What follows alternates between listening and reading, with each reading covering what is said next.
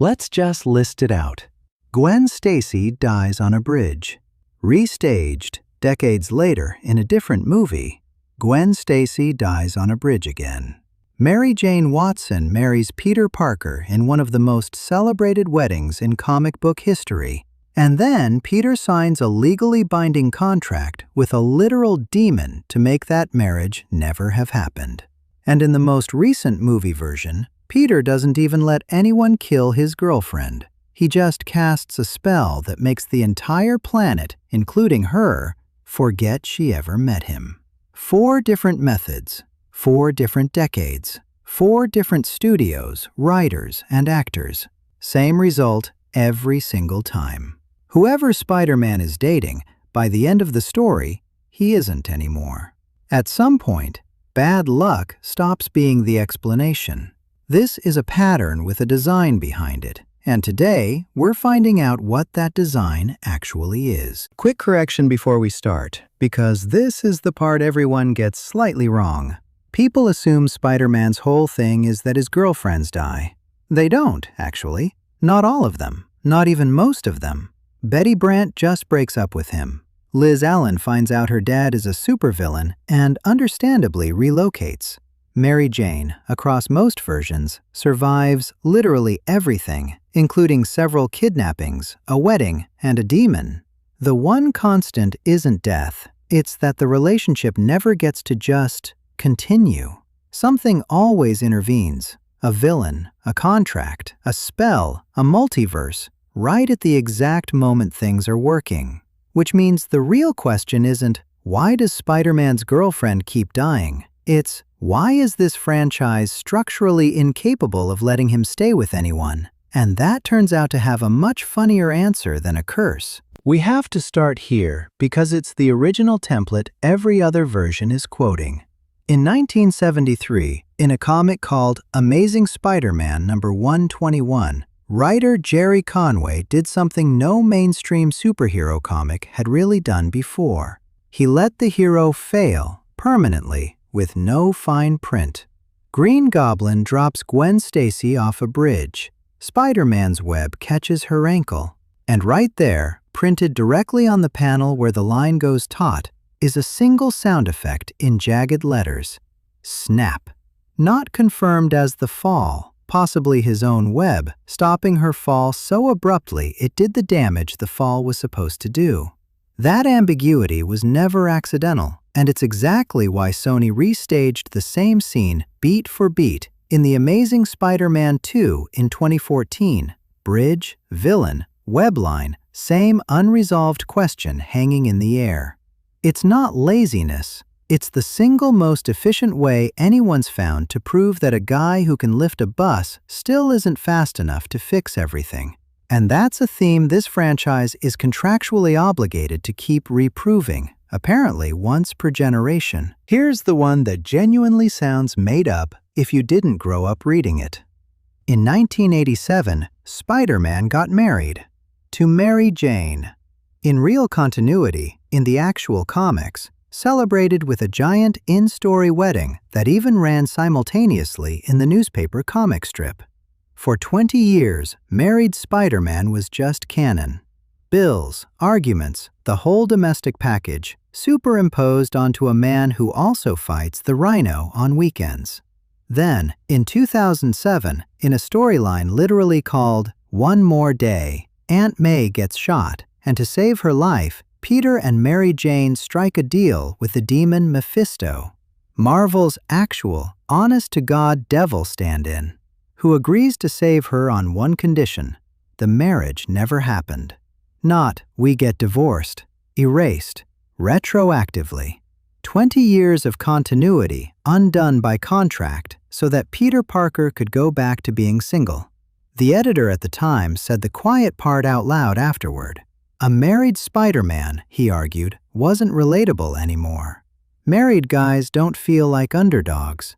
So they unmarried him with an actual demon because that was somehow the more dignified option than just writing a believable divorce. Strip away the demons and the bridges for a second, because there's a much less supernatural reason this keeps happening, and it's baked into the premise on page 1.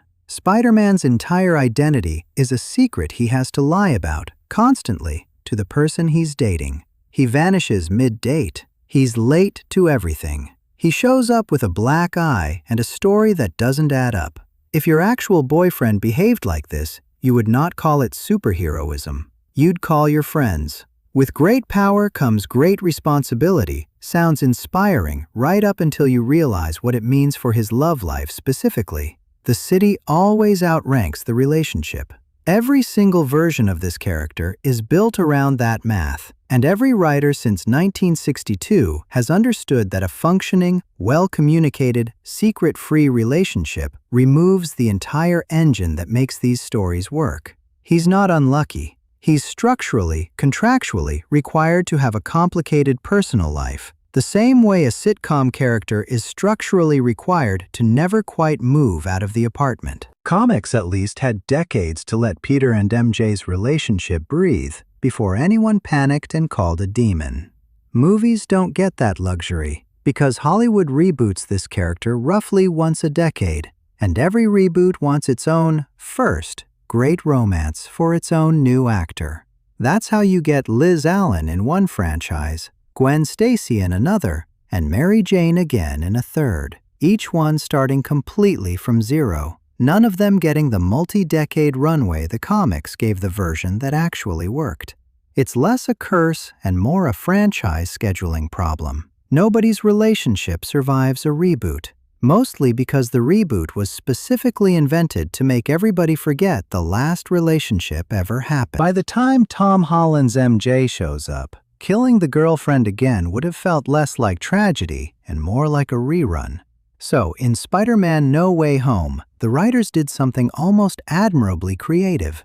Instead of a villain taking her from him, Peter takes himself from her. He asks a wizard to cast a spell that erases every memory anyone on Earth has of Peter Parker being Spider-Man, including MJ's memory of him entirely. Same outcome the franchise has been chasing since 1973. Girl and Spider-Man, no longer together, roll credits. Just with the added twist that this time he did it to himself, on purpose, for her own safety. Proof that even when a modern writer's room clearly likes a character too much to kill her, the actual format still finds a way to hit the exact same beat. The mechanism evolves, the ending doesn't. And then, in 2023, Spider-Man did something genuinely unusual for a 60-year-old character. It got self-aware about its own formula, on purpose, as the actual plot. Across the Spider-Verse introduces canon events, a rule stated in-universe that every single Spider-Person across every universe is fated to experience the same handful of tragedies, a lost loved one chief among them, because apparently that's what completes someone into being Spider-Man. Miles Morales' entire arc in that movie is refusing to accept that. He's told, explicitly, by an army of alternate Spider people that a devastating loss is mandatory, non-negotiable, structurally required, and he spends the whole film trying to prove the multiverse wrong about him specifically. It's the writers taking the exact pattern we've been describing this whole video and putting it directly on screen as a rule the hero is fighting against, which might be the funniest possible way to acknowledge 60 years of doing this to the guy. So no, it was never really a curse, or bad luck, or a bridge with bad structural engineering. It's a character built, from the very first issue, around the idea that responsibility always costs you something, and a franchise that has never once been willing to let that cost stay paid off. Comics gave him 20 good years and then hired a demon to fix it. Movies don't even wait that long. There's another Spider-Man film reportedly coming, which means there's a decent chance we get to watch this exact machine try to find yet another creative way to make sure the guy ends up alone by the credits. Here's hoping, this time, somebody in that writer's room has watched Across the Spider-Verse closely enough to remember that the whole point of that movie was a kid refusing to accept the ending was mandatory. 63 years in, the healthiest thing this franchise could possibly do is let him actually keep one.